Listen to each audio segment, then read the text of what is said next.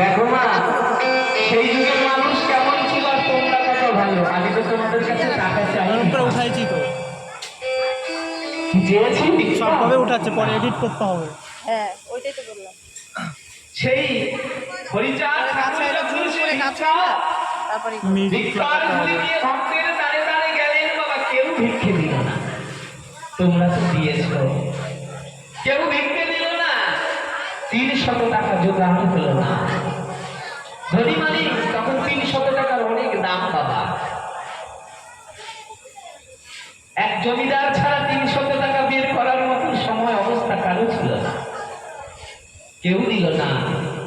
গুরুচাঁদ ঠাকুর কাছে অশ্বিনী গুরুচাঁদ ঠাকুরের চরণ দুটি জড়িয়ে ধরে বলতে ঠাকুর, তবে তো আর হরিসঙ্গীত ছাপানো হবে না। হরিভক্তরা কি হরিসঙ্গীত গাইতে পারবে না?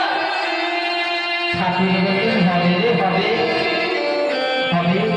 অশ্বিনী কাঁদিস না। আজকে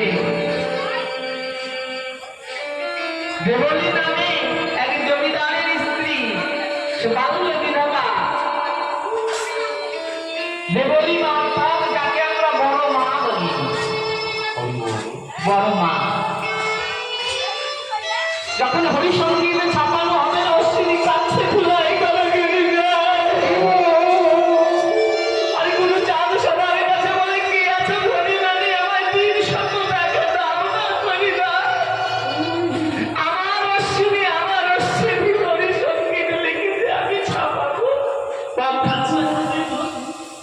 দিলেন না।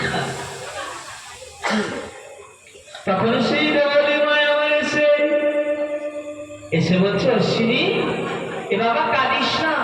তিনি মনে মনে ভাবলেন যে অর্থ দিয়ে কোনোদিন পরমার্থকে কেনা যায় না।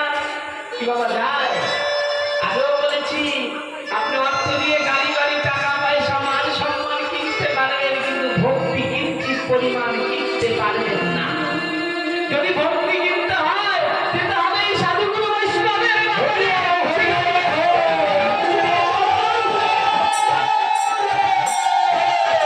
পাওয়া যায় না। তাই বাবা সেই মা যাকে আমরা বড় মা বলি, সেই মা আমার এসে বলেছে কেঁদো না, অশ্বিনী কাঁদিস না। তিনি মনে মনে চিন্তা করলেন যে অশ্বিনীর মতন ভক্ত তাকে কি আর টাকা দিয়ে কেনা যায় রে? আজকে যখন আমি সুযোগ পেয়েছি, আমি এই অর্থ দিয়ে আমি পরমার্থকে কিনবো। জাগতিক জগতের অর্থ দিয়ে পরমার্থকে কিনবো। তাই বলতে ঠাকুর, আমার স্বামী চলে যাওয়ার পরে আমার জমিদার, আমার কাছে তো কত ধন সম্পত্তি রয়েছে, আমি কি করব? তাই 300 টাকা আমি তোমায় দেব, কিন্তু অশ্বিনীকে আমার কাছে বিক্রি করে দিতে হবে। তোমার অশ্বিনীকে আমার কাছে বিক্রি করে দিতে হবে।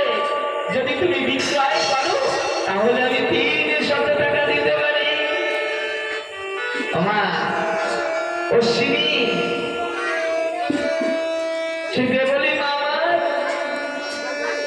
গুরু চাঁদের কাছে 300 টাকা দিলে, 300 টাকার বিনিময়ে অশ্বিনী আজ বিক্রয় হয়ে গেছে।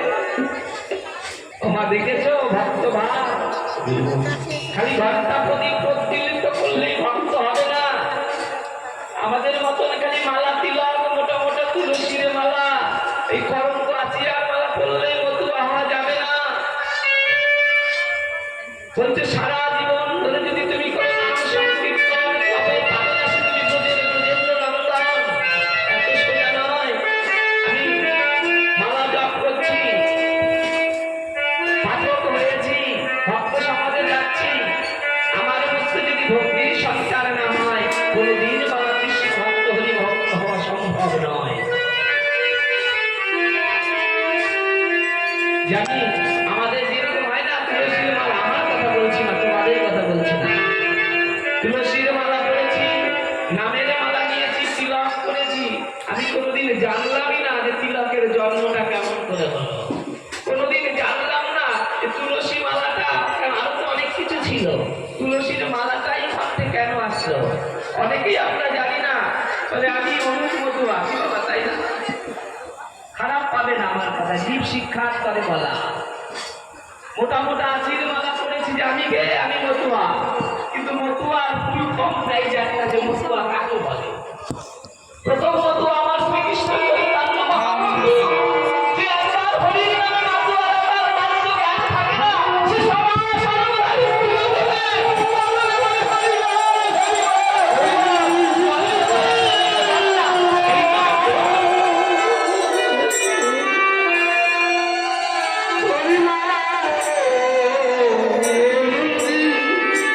তাই আজ অশ্বিনী ঠাকুর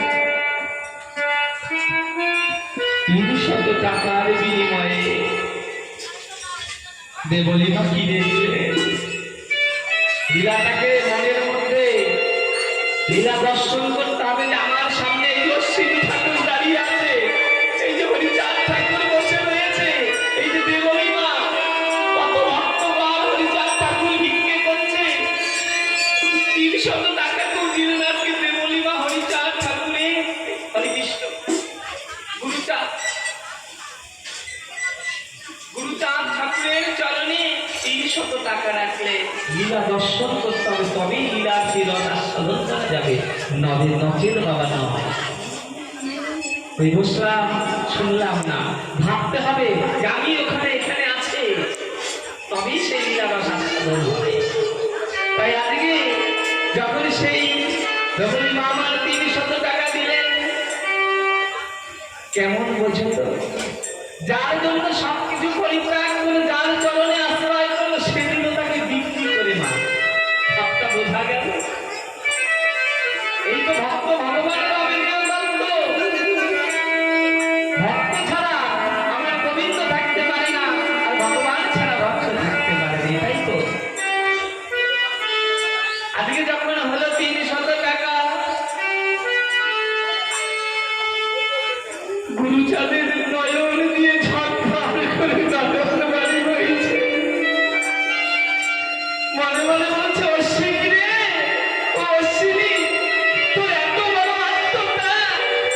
শোন অশ্বিনী, তোর এই আত্মত্যাগের জন্য আমি তোকে কথা দিলাম যে তোর যে পাণ্ডুলিপি আজ থেকে সেটা হরিসঙ্গীতের নামে পরিচিত হবে। আর যতদিন চন্দ্র সূর্য উদিত হবে ভক্তের মাঝে এই হরিসঙ্গীত অশ্বিনী গোসাই নাম চিরদিন হয়ে যাবে। অক্ষরে অক্ষরে ভক্তরা বলবে অশ্বিনী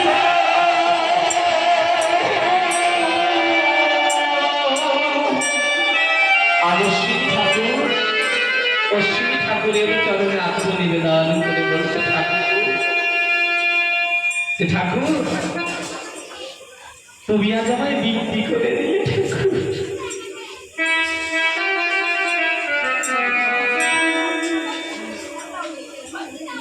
তুমি আজ আমায় বিক্রি করে দিলে। এইটুকু ভালোবাসা।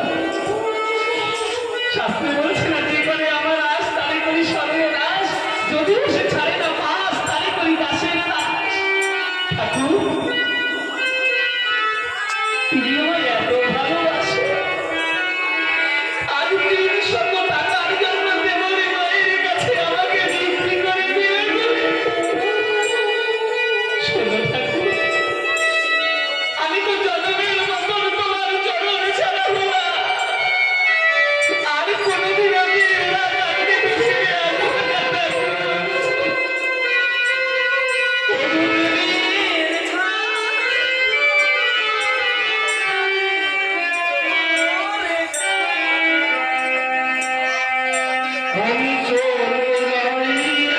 আমি কোনোদিন ওরা কাঁদতে ফিরে আসবো না। আজ তুমি 300 টাকার জন্য আমাকে বিক্রি করে দিলে। শোনো ঠাকুর, আমি চলে যাবো জীবনের মতো, কিন্তু একটি আমার কথা দাও।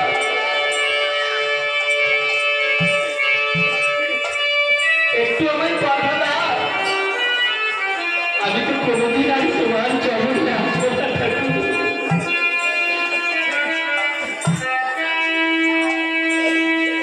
যখনই হরিসঙ্গীত তোমার ভক্তরা মাতুয়ারা হয়ে তোমার প্রেমে হরিমহান বলতে বলতে মাতুয়ারা হয়ে যখন হরিসঙ্গীত গাইবে, সেদিন তো আমি দেখবো না, আমি তো থাকবো না ঠাকুর।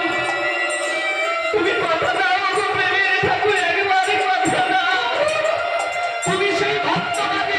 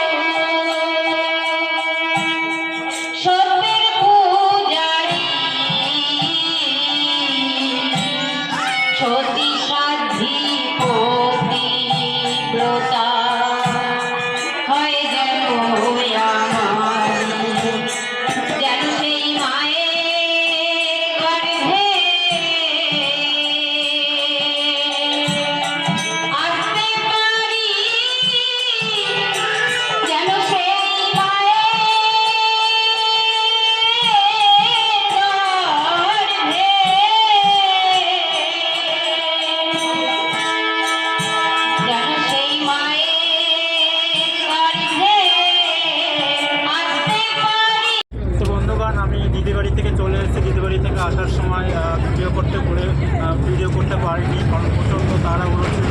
প্রচণ্ড তাড়াহুড়োর কারণে ভিডিও করতে পারিনি। তো এখন আমি যেরকম বুঝতে পারছেন বাসে আছি, বাস থেকে নেমে তোমার সাথে দেখা হবে। তো বন্ধুগণ, আমি নেমে গেছি সোনাপুরে নেমে গেছি। আমি আমার ডেস্টিনেশন আমার বাড়িতে। এখন আমি বাড়ি যাব, বাড়ি যেতে যাবো, বাড়ি গিয়ে কথা হবে। এই যে আমার বাস, এই বাসে ছিলাম, ছেড়ে দিল বাস। চলো ওর সাথে পরে কথা হবে।